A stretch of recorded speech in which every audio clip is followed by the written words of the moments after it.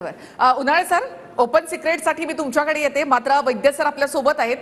वैद्य sir, Ladki Bahin संदर्भामध्ये आता आनंद परांजपे जे म्हणाले, तर हा जो वाढलेला टक्का आहे मतदानाचा, तर तो लाडकी बहीणचा इफेक्ट आहे असं त्यांचं म्हणणं आहे. तुम्हाला असं वाटतं का राज्यामध्ये हा जो वाढलेला आहे हा बहिणींचा आकडा वाढलेला आहे?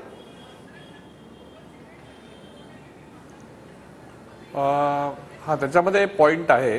परांजपे सर जसं म्हणाले, कारण दरवेळेला आपण बघतो, आपण जर एक साधारण स्टॅटिस्टिक्स बघितलं याच्या आधीचं, तर महिलांचं जे रजिस्ट्रेशन आहे, म्हणजे वोटर रजिस्ट्रेशन जेव्हा होतं सुरुवातीला प्रत्येक जिल्ह्याच्या ठिकाणी, त्यावेळी महिलांचं रजिस्ट्रेशन हे नेहमी जास्त असतं.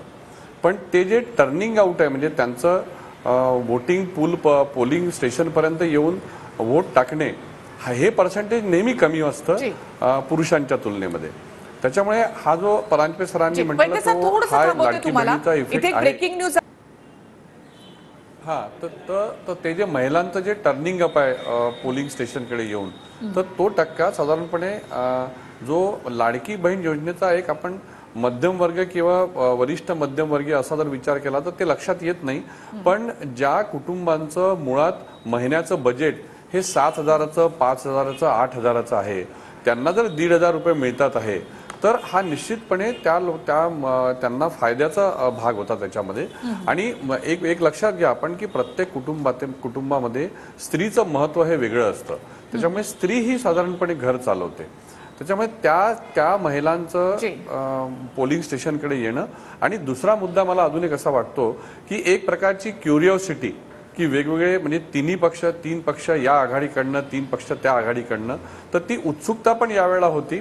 आणि त्या उत्सुकतेपोटी देखील आणि एक आवाहन जे मोठमोठ्या वेगवेगळ्या पद्धतीने करण्यात आलं होतं. आणि एक ऍडमिनिस्ट्रेशनचा एक मुद्दा आपण लक्षात घेतला पाहिजे की बुधवार हा दिवस निवडला ऍडमिनिस्ट्रेशननी, कारण याच्या आधी शनिवार असला, शुक्रवार असला तर त्याला जोडून सुट्ट्या घेऊन लोक बाहेर जायचे आणि मग वोटिंग कमी व्हायचं.